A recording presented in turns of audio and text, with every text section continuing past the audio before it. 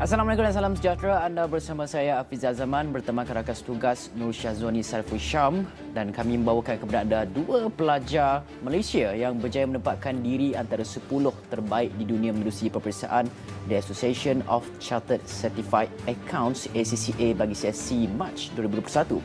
Nurul Fatin Nabiha Hamdan, 25 tahun dari Kuala Teberang, Terengganu mendapat tempat pertama di Malaysia dan ketujuh di dunia bagi peperiksaan Strategic Business Reporting SBR. Dan Siti Naziah Muhammad Nazid, 21 tahun dari Taiping, Perak pula mendapat tempat pertama di Malaysia dan tempat ke-9 di dunia bagi peperiksaan Audit and Assurance AA. Dua-dua wanita, malu saya lelaki hari ini. Dan kedua-dua pelajar di bawah seliaan Malaysia Professional Accountancy Centre atau MyPAC itu adalah antara seramai 92,000 sebenarnya calon di seluruh dunia yang menduduki peperiksaan itu. Dan bersama kami dalam awal ni pagi untuk jam ini adalah Nurul Fatin dan juga Siti Naziah sendiri, dan kedua-dua ini merupakan pelajar Intake Education College di Shah Alam. Selamat pagi. Selamat pagi. Hai. Selamat pagi. Hai. Pertama sekali, tahniah kepada kedua-dua anda dan anda telah mengharumkan nama Malaysia sehingga menerima penghargaan daripada Yang di-Pertuan Agong sendiri, Al-Sultan Abdullah Hayatuddin Mustafa Billah Shah, dan kami di Astro Awani juga ucapkan tahniah atas kejayaan anda. Dan pertama sekali sudah pasti Astro Awani nak korek rahsia pelajar-pelajar cemerlang ini untuk kita sama-sama kongsikan kepada bukan sekadar pelajar-pelajar ACCA di luar sana tapi juga pelajar-pelajar di Malaysia ini yang sekarang sedang berdepan dengan era baharu, norma baharu pembelajaran, dan kita nak kongsi, nak korek rahsia dua pelajar cemerlang ini. Kita mulakan dengan Fatin terlebih dahulu. Fatin, kalau boleh kongsikan kepada kita semua, sebenarnya adakah Fatin menjangkakan dapat mencapai kejayaan sedemikian rupa pada awalnya? Saya sebenarnya memang tak pernah jangka, memang sangat terkejut hari masa dapat result tu, memang sangat terkejut dan tak expect untuk dapat result yang sedemikian. Sebab sebelum ni pun masa saya exam, progress test 1, mock exam semua macam fail. So memang tak jangka. Macam mana pula bagi Siti Naziah? Adakah kejayaan ini sebenarnya sudah dijangka ataupun kita tahulah sudah dirangka, tapi bagaimana pula penjangkaan itu, Siti Naziah? Sebab kita tahu bila kita buat something tu, kita tahu tahap kemampuan kita macam mana, kita macam ni okey ni, boleh makan ni, ataupun selalunya bila fail tu kan tak lepas lah. Jadi macam mana Siti Naziah? Sebenarnya macam waktu jawab exam tu memang rasa tak confident pun boleh buat. Macam tak confident pun boleh kepas ni, tak sangka. Macam bila dapat tahu tu, ya Allah, memang rasa nak menangis pun ada sebab memang tak jangka langsung. Dan Fatin, sudah pasti kami tertanya-tanya, seluruh Malaysia tertanya-tanya, apakah rahsia, apakah tips sebenarnya apabila melakukan ulang kaji? Kerana difahamkan anda berdua tak pernah memasuki College Intake itu melakukan pembelajaran secara bersemuka dengan para pesyarah sekalian. Jadi sebenarnya bagaimana anda lakukan ketika norma baru, ramai pelajar-pelajar, ramai ibu bapa yang orang kata mengadu sukar untuk adaptasi dengan norma baru tersebut. Tapi anda bukan saja berjaya adaptasi norma baru, anda juga berjaya tempatkan anda dalam 10 terbaik dunia dalam peperiksaan ACCA ini. Jadi Fatin, kita mulakan. Okey, baik. Betul tu, memang sepanjang saya belajar ni memang tak pernah face to face. Memang totally belajar online daripada rumah. So, apa yang saya buat bagi saya lah, kalau bila kita belajar kat rumah ni, kita kena ada inisiatif sendiri untuk belajar. Kalau macam saya banyak buat past exam papers ACCA, sebab kita tahu ACCA ni satu peperiksaan yang agak sukar. Jadi saya banyak buat latihan. And then saya juga cari inisiatif sendiri untuk tengok video-video dekat YouTube untuk topik-topik yang saya tak faham. And dalam kelas juga saya banyak kali juga volunteer dalam kelas, suruh lecturer saya cari jawapan and comment on my weakness so that rakan-rakan boleh take note apa yang saya buat salah tu. So that in future kita orang takkan buat salah yang sama. Adakah rahsia itu rahsia yang sama oleh Siti Naziah ataupun mungkin ada cara yang lain ataupun tips lain yang ingin dikongsikan? Rendam buku dalam air lepas tu minum ke macam mana? Mungkin Hafizi pernah buat kot benda tu. Macam saya punya mempunyai masalah untuk memahami subjek tu pada mulanya. Okey. Jadi saya mengambil, selama ni saya memang study seorang-seorang, study sendiri. Tetapi kali ini saya ambil inisiatif untuk study bersama rakan baik. Walaupun kami duduk berjauhan, tapi kami ambil inisiatif untuk video call bersama-sama dan study. Itu untuk menaikkan motivasi, dan if kita tak faham pun tentang satu subjek tu, kita boleh bincang terus. Bila study sama-sama ni, dia dapat, pertama memang menaikkan motivasi, kedua kita akan lebih faham, yang ketiga kita ada rasa nak new knowledge dan nak share dengan kawan kita sendiri. Yang tu memang efektif berbanding dengan study sendiri yang selama dilakukan? Ya, lebih efektif sebab kawan kita ada satu knowledge yang dia sendiri tahu dan kita tak tahu, dan kita pun ada juga. So bila kita share, dua-dua tahu.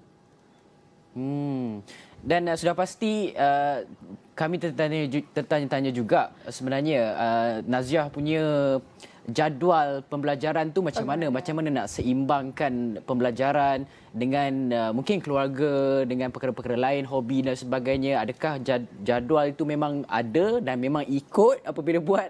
Itu yang kita nak tanya tu. Jadual tu memang ada. Memang saya membuat secara detail. Macam selepas kelas adalah rest sikit untuk masa untuk diri sendiri, dan kemudian study for another 2 hours. Kemudian ada masa untuk family, untuk malam-malam. So macam saya membahagikan masa secara detail untuk semua perkara. Naziah ada jadual waktu dia belajar. Adakah Fatin juga mempunyai jadual waktu yang orang kata spesifik daripada pagi apa yang dilakukan, kemudian bilakah agaknya waktu rehat itu, apatah lagi apabila belajar dari rumah online kelas ini, saya fikir ia agak senang terganggu. Adakah Fatin juga senang terganggu?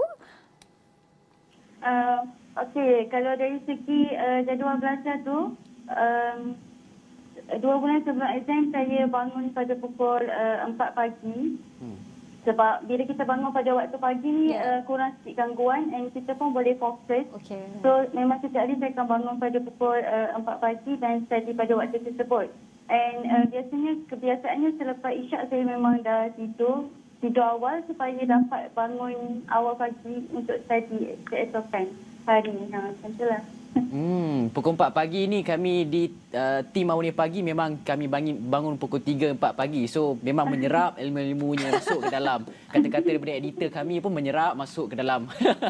Okey, baik. Sebenarnya kita juga nak tahu selain daripada jadual waktu, cara kaedah pembelajaran itu, ada sebarang orang kata amalan-amalan tertentu yang dilakukan seperti pemakanan ke, dari segi pemakanan perlu dijaga macam mana? Ada makanan-makanan tertentu yang khusus diambil ke? Macam saya dulu, mak saya asyik kismis kan.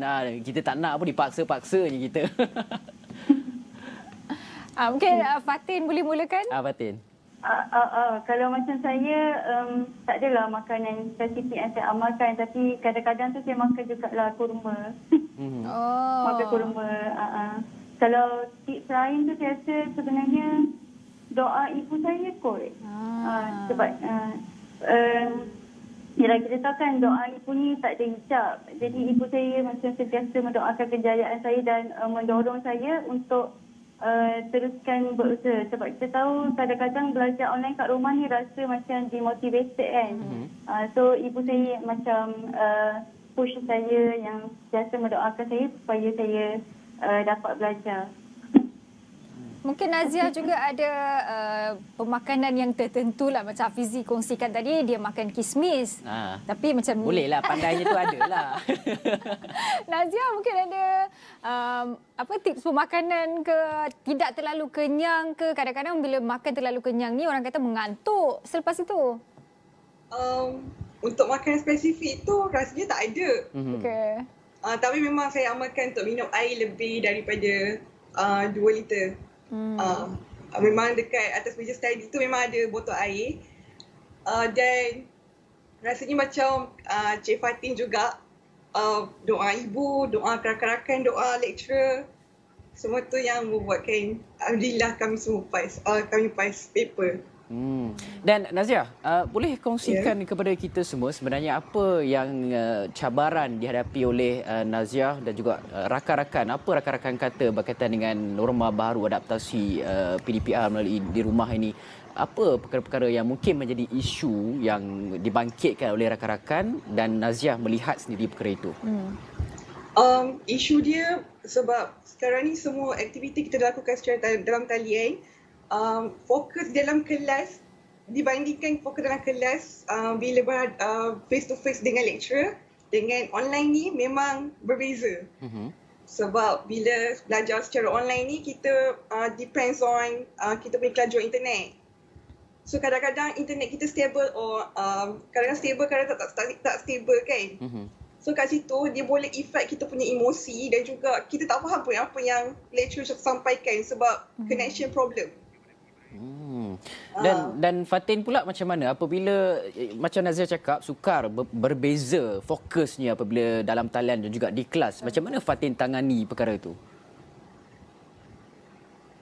Bila belajar online sangat susah untuk fokus dan sangat susah juga untuk konsisten dan disiplin. Tapi bagi saya orang cakap di mana ada kemahuan di situ ada jalan. Kalau kita tekadkan hati, apa jua cabaran yang kita hadapi, insya-Allah kita akan boleh buat.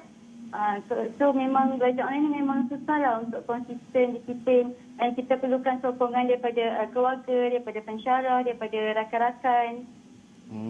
Okey, banyak lagi sebenarnya Syazwani kita nak tanya, nak korek rahsia-rahsia mereka ini supaya kita semua boleh jadi cemerlang macam mereka berdua, 10 terbaik dunia. Dan kita akan berhenti dulu rehat seketika, kita akan kembali selepas ini.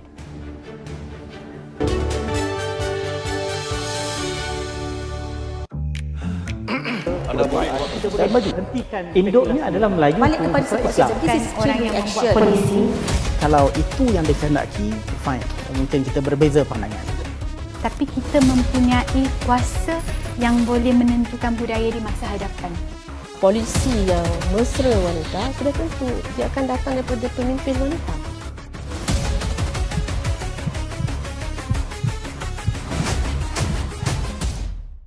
Perang COVID-19 masih belum berakhir.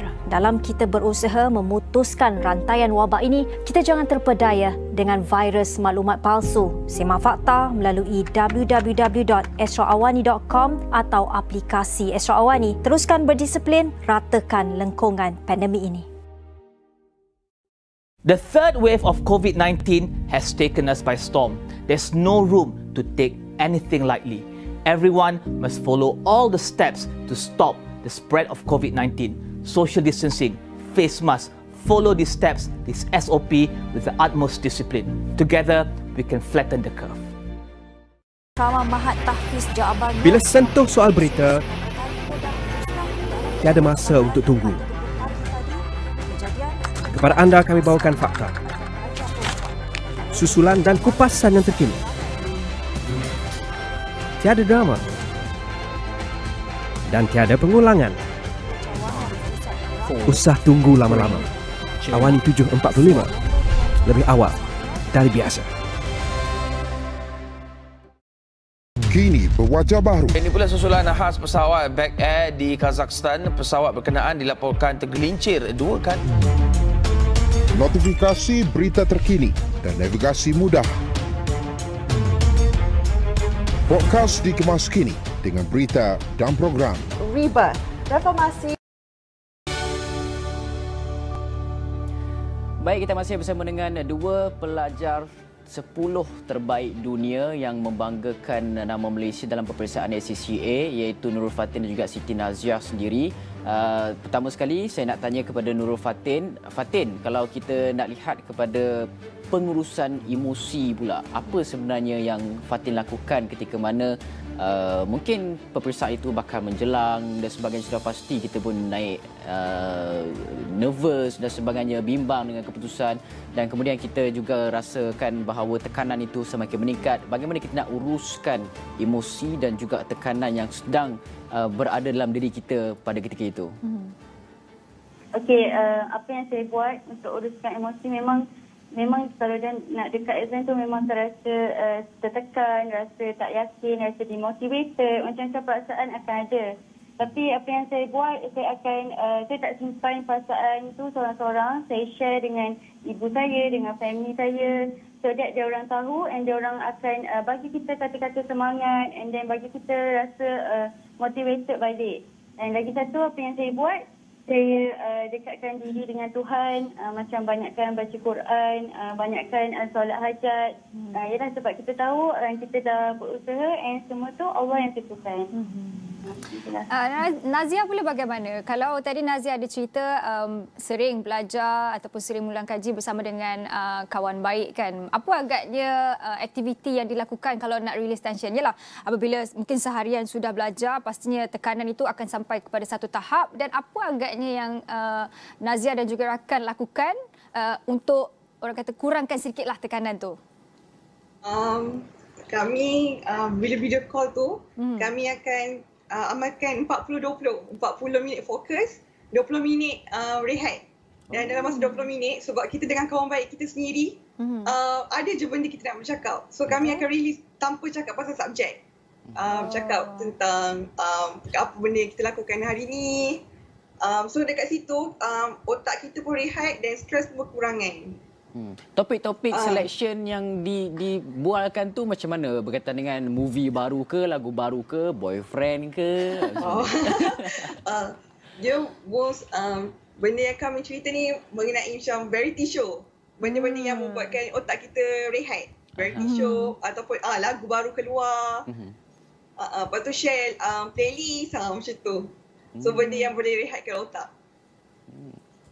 Dan bagi Fatin pula, apa yang sebenarnya kita nak bergerak ke hadapan? Kita tahu ACCA merupakan salah satu peperiksaan yang sukar dan payah lah orang kata kan. Payah untuk kita nak tangani. Saya ada rakan di Intek itu sendiri yang berkali-kali gagal katanya ambil peperiksaan ACCA ni. Tapi sebenarnya kita nak juga bergerak ke hadapan apabila mengambil ACCA ni dan lulus. Dan kita tahu mereka berdua juga sedang mengambil peperiksaan lain ACCA di kolej berkenaan. Masih lagi meneruskan pembelajaran mereka di sana.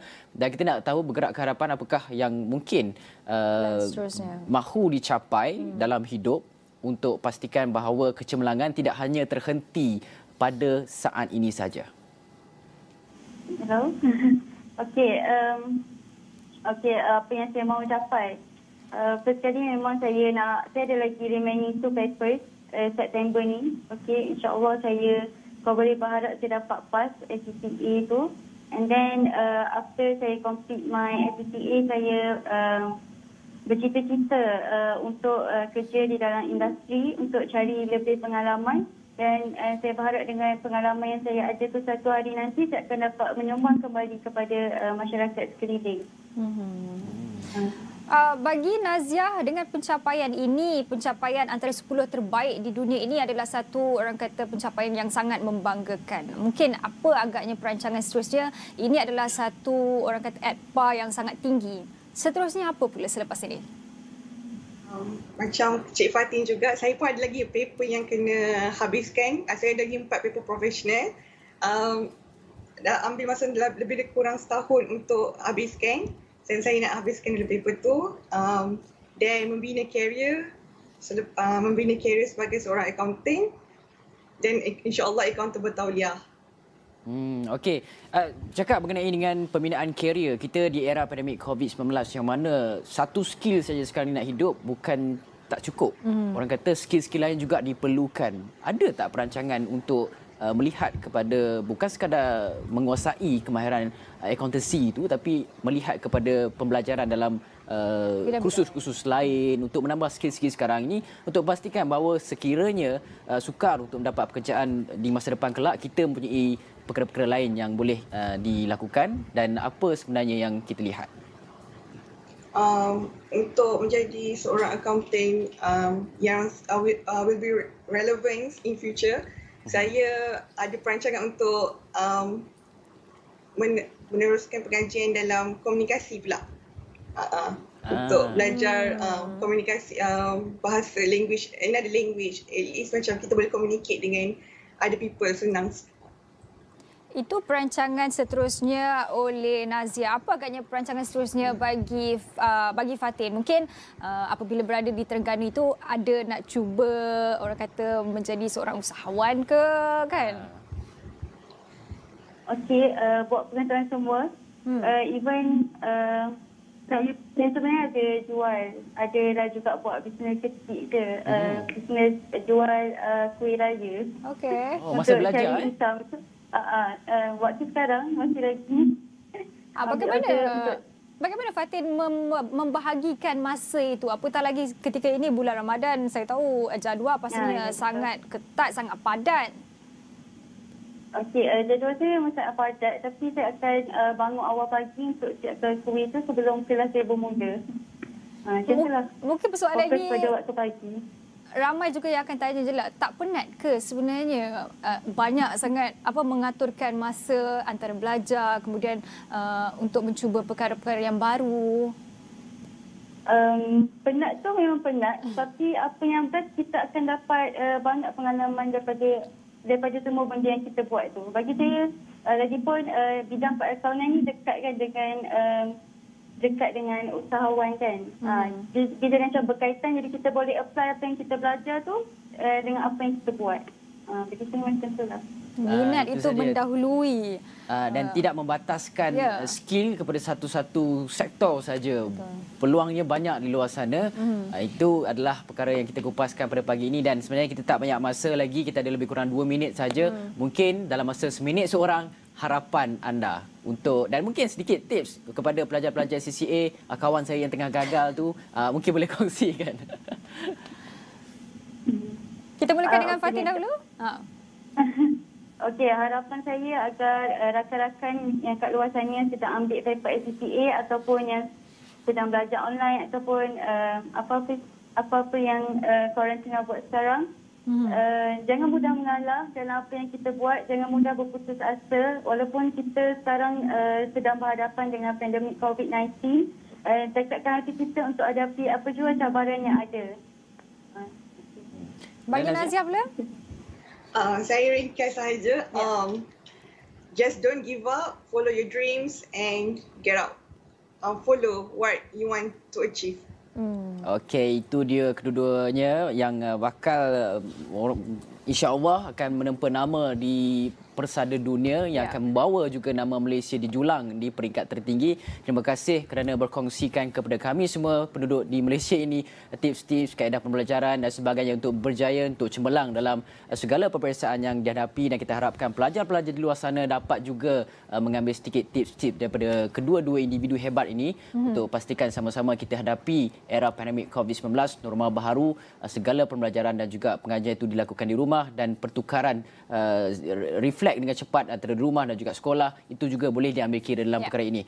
Dan kita akhiri Awani Pagi untuk setakat ini saja, Syazwani. Ya, betul. Saya Nur Syazwani Safisham. Dan saya Hafizah Zaman. Assalamualaikum, salam sejahtera.